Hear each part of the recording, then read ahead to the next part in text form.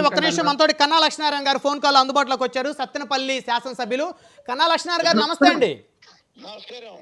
Sir ఏం జరుగుతోంది? జగన్మోహన్ రెడ్డి గారి పర్యటనను పల్నాడు జిల్లాలో ఉన్నటువంటి టీడీపీ ఎమ్మెల్యేలు ప్రభుత్వం కావాలని అడ్డుకుంటుందంటూ వైసీపీ శ్రేణులు పెద్ద ఎత్తున ఆందోళన చేస్తున్నారు. ఏం జరుగుతుంది కన్నా గారు?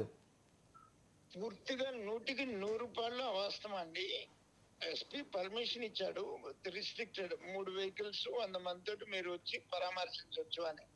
ఓకే. కానీ మరి వాళ్ళ పొద్దుటి నుంచి కూడా ఒక దుమ్మికి వచ్చినట్టు ఎక్కడికక్కడ వైలేట్ చేసేసి రూల్స్ వైలేట్ చేసేసి ఇద్దరు చావులకి, ఇప్పుడు చచ్చిపోయినటువంటి నాగమల్లేశ్వరరావు చావుకి 100% జగన్మోహన్ రెడ్డి. ఎందుకంటే తను ఇచ్చినటువంటి కాన్ఫిడెన్స్ వల్లనే అతను 2 కోట్ల రూపాయలు పందాలు కట్టాడు. 2 కోట్ల పందాలు కట్టి వాళ్ళ నాన్నే స్వయంగా పోలీస్ స్టేషన్ నుంచి కాలెక్కించి గుంటూరు పంపించాడు. ఓకే. గుంటూరులో వాళ్ళ బంధువులందరూ కూడా వాళ్ళు ఎవరు సహకరించకుండా అతన్ని అవమానపరిచి పంపారు. నువ్వు వెళ్ళి ఎక్కడన్నా చావు అని చెప్పేసి ఆయన అవమానపరిచి పంపడం వల్ల గుంటూరు నుంచి వస్తే పోలీసులు వేధిస్తే సత్తెనపల్లి నుంచి వస్తా మందు తాగాలి. కానీ అతను నాన్న స్వయంగా బండెక్కించి కాలెక్కించి పంపించాడు. అంటే ఇద్దరిని అతను పోలీస్ స్టేషన్ కి ఫోన్ చేసి కౌంటింగ్ రోజు గొడవ జరుగుద్ది, మీరు తగిన యాక్షన్ తీసుకోమని అతనే సిఐకి ఫోన్ చేశాడు. ఎవరు సార్ ఫోన్ చేసింది? ఎవరు సిఐకి? నాగమల్లేశ్వరరావు, చనిపోయినటువంటి వైసీపీ కార్యకర్త నాగమల్లేశ్వరరావు వైసీపీ కార్యకర్త. అతని ఫోన్ మీదనే సిఐ ఇరు పార్టీని, తెలుగుదేశం వాళ్ళని కొంతమందిని, ఇతన్ని తీసుకొచ్చి కౌంటింగ్ రోజు పోలీస్ స్టేషన్ లో కూర్చోబెట్టారు. దర్జాగా సిఐ ముందు ఈయన కాలు మీద కాలేసుకొని కూర్చున్నాడు. మా వాళ్ళంతా కింద కూర్చున్నారు. ఓకే. తెల్లారి మా పెద్దలు వాళ్ళ నాన్న ఇద్దరు స్టేషన్ కి వెళ్ళారు. బైండోర్ కేసుకొని మా పార్టీ వాళ్ళు బయటికి తీసుకొచ్చారు. వాళ్ళ నాన్న అతన్ని బయటికి తీసుకొచ్చి కాలెక్కిచ్చి గుంటూరు పంపించాడు. ఎందుకంటే ఈ బెట్టింగ్ రాసిన అప్పులంతా ఇంటి మీద పడతారు, గుంటూరు వెళ్ళమని. ఓకే. గుంటూరు వాళ్ళ తమ్ముడి దగ్గరకు వస్తే తమ్ముడు చాలా అవమానకరంగా మాట్లాడాడు. నువ్వు నీ వల్ల మా పరుగు అది పోయింది, మేము తలెత్తుకోలేకపోతున్నాం, ఎక్కడన్నా దూకి చాపోయాని చాలా అవమానకరంగా మాట్లాడేటప్పుడు తెల్లారి పొద్దున్నే అక్కడి నుంచి బయలుదేరి వెళ్ళిపోమంటే అక్కడి నుంచి బయలుదేరి వస్తా మందు దగ్గర పోలీసులు అవమానపరిస్తే సత్తెనపల్లి నుంచి వెళ్తే తాగాలి మందు. కానీ గుంటూరు నుంచి సత్తెనపల్లి బయలుదేరి దావలో మందు తాగటం అనేది మరి అది అప్పటికి గవర్నమెంట్ కూడా ఫామ్ అవ్వాల. అతను తాగింది 6వ తారీఖు, చచ్చిపోయింది 9వ తారీఖు, గవర్నమెంట్ ఫామ్ అయింది 12వ తారీఖు. అవును. గవర్నమెంట్ కూడా ఫామ్ అవ్వాల. అప్పటికి ఇంకా పోలీసులు కూడా పూర్తిగా వాళ్ళు వేసినటువంటి పోలీసులే, వాళ్ళు తెచ్చుకున్నటువంటి పోలీసులే ఉన్నారు. పోలీసులు కూడా ఇది పూర్తిగా ఈ చావుకి కారణం జగన్మోహన్ రెడ్డి. ఇవాళ ఇద్దరు చనిపోయారు ఈ టూర్ లో. సింగయ్య అనే ఒక వ్యక్తి, జయవర్ధన్ రెడ్డి అనే ఒక వ్యక్తి.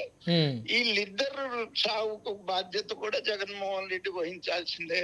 ఎందుకంటే ఎప్పుడో బెట్టింగ్ వల్ల చనిపోయిన చుట్టానికి వచ్చిన జగన్మోహన్ రెడ్డి ఇవాళ తన కానుబాయి బుద్ధి సింగయ్య అనే ఒక దళితుడు చనిపోయాడు.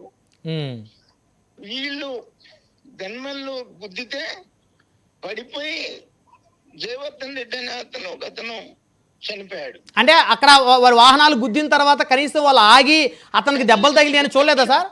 ఒక్క క్షణం కూడా ఆగి పలకరించిన వాళ్ళు ఎవరు లేడు. అక్కడ వదిలేసి వెళ్ళిపోయినటువంటి పరిస్థితి. ఇతని వల్ల ముగ్గురు సంవత్సరం క్రితం నాగమల్లేశ్వరరావు ఇతని వల్ల చనిపోయాడు బెట్టింగ్ అంటే.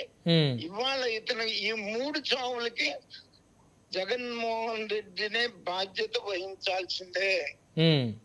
అదే పరిస్థితి. ఇంకా జగన్మోహన్ రెడ్డి మాట్లాడుతున్నాడు, ఇంకా సిగ్గు లేకుండా. ఇంకా వాళ్ళ మీరు చూసారా లేదు వాళ్ళు పెట్టిన ఫ్లెక్సీలు, వాళ్ళు పెట్టిన ప్లే కార్డ్స్?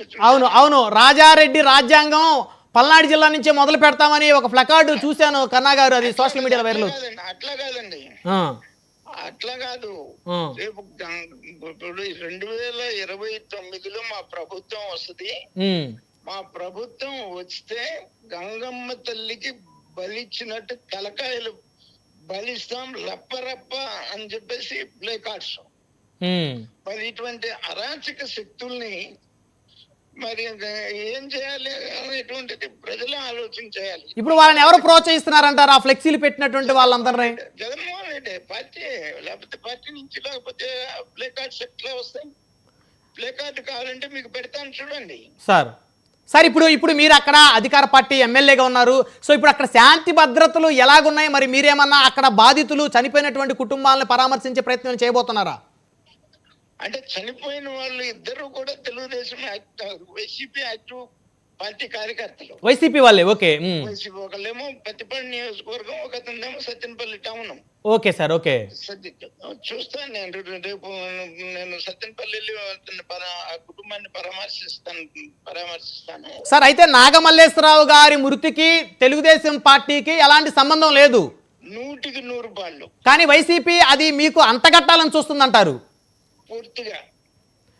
రైట్. కన్నా లక్ష్మణ్ గారు ధన్యవాదాలు సార్, ఫోన్ లైన్లోకి అందుబాటులోకి వచ్చినందుకు. రైట్, మరి ఇది పరిస్థితి.